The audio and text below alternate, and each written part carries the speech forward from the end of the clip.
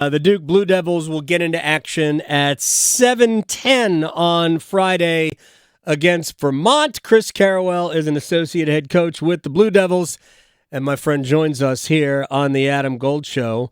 What was the mood coming out of Washington D.C.? 2 losses in a row, knowing that John Scheyer keeps talking about we can control these things. So talk to me about where this team is right now.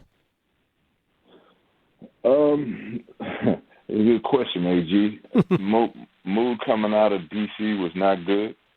And I think, State ended up winning it. Congratulations to them. They did a heck of a job. And we talked to our guys about getting into the rhythm of the tournament, of the ACC Tournament. State had already played 2 games. Right. And we knew it was going to be a tough game. They just outplayed us and they just outworked us. And it was disappointing because you're coming off a loss against Carolina at home, and then now you got a chance to kind of, all right, new season, fresh new start, and we didn't come out and play the way that we wanted to play. So our guys felt that. And we actually practiced on Saturday, had a really good practice, and I think we're in a good space right now, but you never know. You never know until you play again, and we won't play again until Friday. Chris Carrawell is joining us here, assistant coach for the Duke Blue Devils. That's the thing. I know Jeremy talked about it after. I think Kyle Filipowski talked about it after. Now it's it. Now the next game could be your last. And there is a reality that sets in for guys like that. You went through that. It's not that long ago. I watched you play, in many NCAA tournaments, and you know that every game can be your next game. Can you flip the switch and get into that mode? Yeah, I think you have no choice, really, Adam. AG, you have no choice. Back then it was different because you had guys that had played in the tournament 2-3 years. By my senior year, I had played in 3 tournaments. It's not the same anymore. So, a lot of these guys, it'd be their first tournament, first time playing in a tournament. So it's different. Everybody's watching. You get the ACC tournament and all these different conference tournaments where you kind of get the region watching. But when you get to the NCAA tournament, I'm telling you, man, everybody and their grandma, they tune into the tournament. So it's a different type pressure. And so we want our guys to be excited as well. It is pressure, but it's an honor and a privilege to make it to the tournament, to even be playing in the tournament. So yeah, there's pressure, but also you should have a certain level of excitement. Like, look, man, hey, man, you be serious but have fun because you've been doing this all year long. Now the world gets the opportunity to see you play, and that should be exciting. It's hard. It's hard to loosen up and have fun, right? I think when you're having fun, you're probably playing your best basketball. A guy like Jeremy Roach, he looked really down. I know they were trying to, it's not a big deal. The next tournament is the one we want. I get all of that. We can use the term self-medication. You're convincing yourself that it wasn't a big deal, but it was obviously a big deal because he talked about having a players-only meeting when everybody got back to campus. How can Jeremy loosen up? Because he didn't look himself in either of the last 2 games. Yeah, well, what happens, AG, is as seniors, you get to the end, and it really hits home. This could be my last time playing, and in the ACC, and so you kind of, well, it didn't happen to me, but I know a lot of guys that I play with. You start thinking about whether it's right or wrong. You start thinking about, man, what's next. And right. Man, what if this doesn't? You start thinking about those things. And I'm not saying Jeremy has done that, but he's been a rock for us all year long, yep. And he's really underrated to me in the country and in our conference.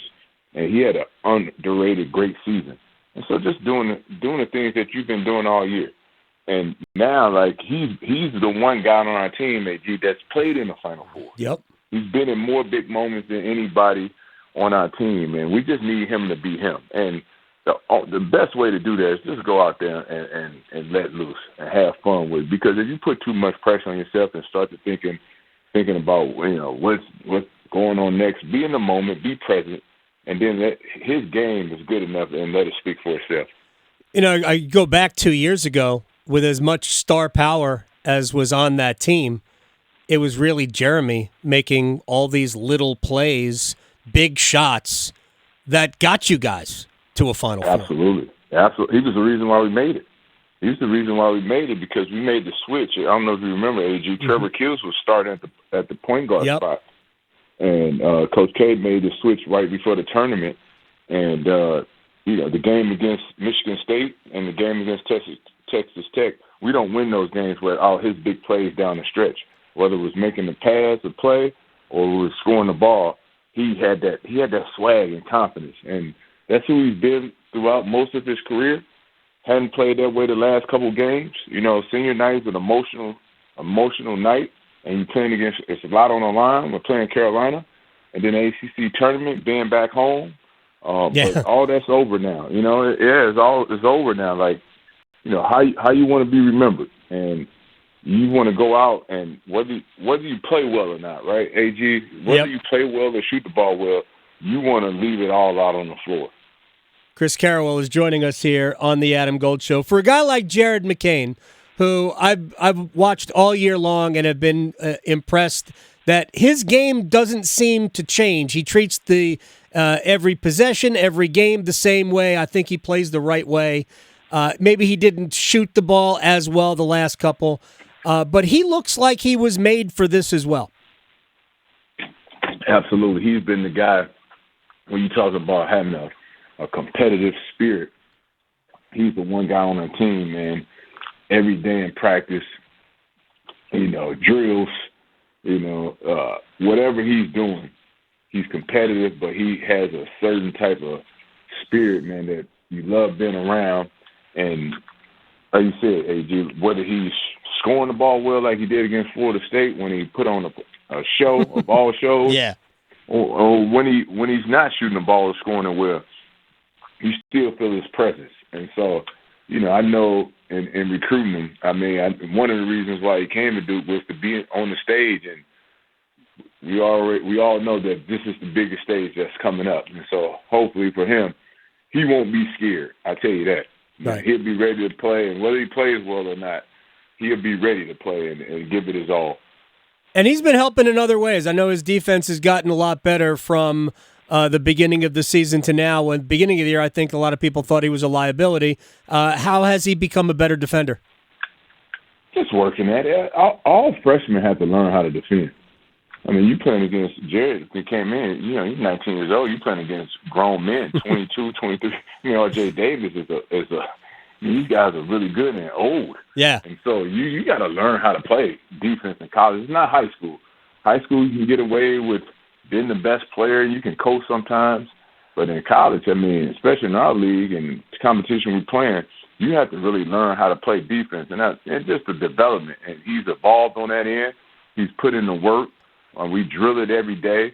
And then you just get comfortable with the schemes and, you learn how to cut off angles, the positioning, and he's done a really good job. And I think the most underrated part of his game is his rebounding. Yeah. He's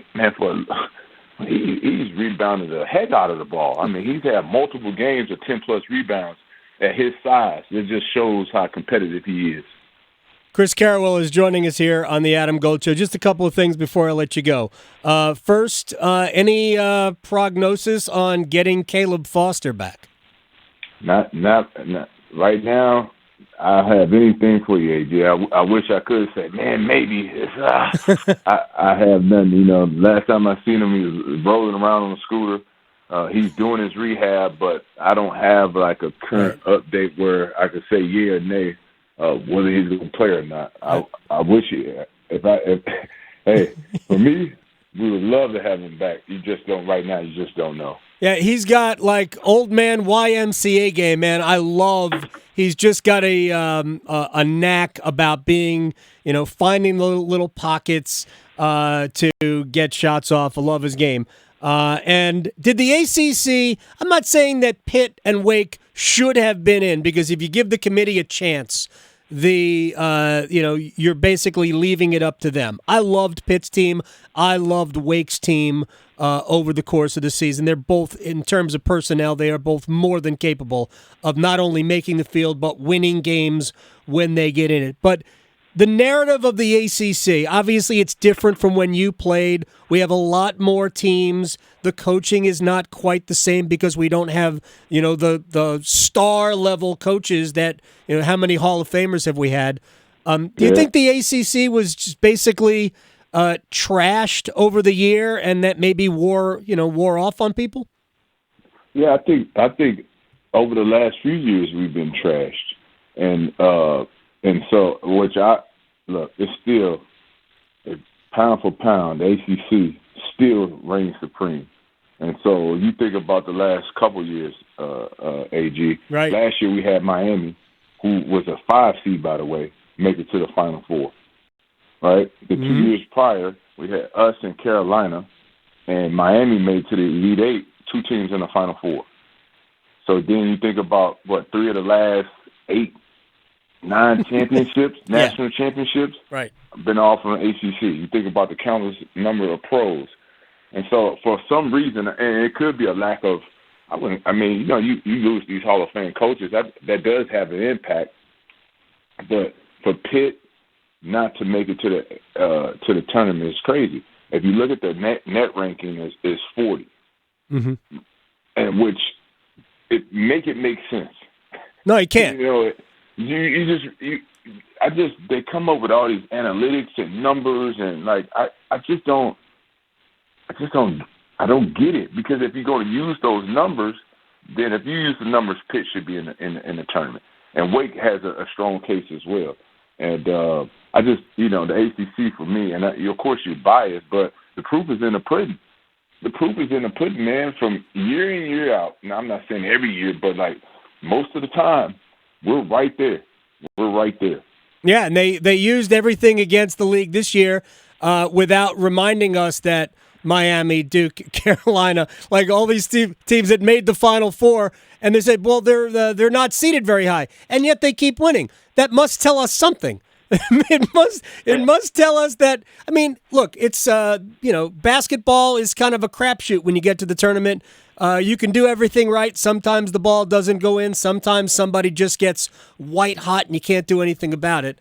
But I don't know. Safety in numbers, I think. It's crazy, man. If you look at Wake Forest and you look at Pitt, just the look test for me, those teams they play with, and they're NCAA tournament teams, and for us to not to get those 2 teams in, man, I just don't understand. I really understand. And you can make the case for Indiana State and a couple other teams across the country, but in our league, come on, man. I'm with you, Chris Carrawell. I can't wait to watch you guys start on Friday. Good luck. Thank you for doing this. I appreciate it. Best to everybody over there. We'll talk to you soon. Thanks for having me, AG. Take care, buddy. You got it.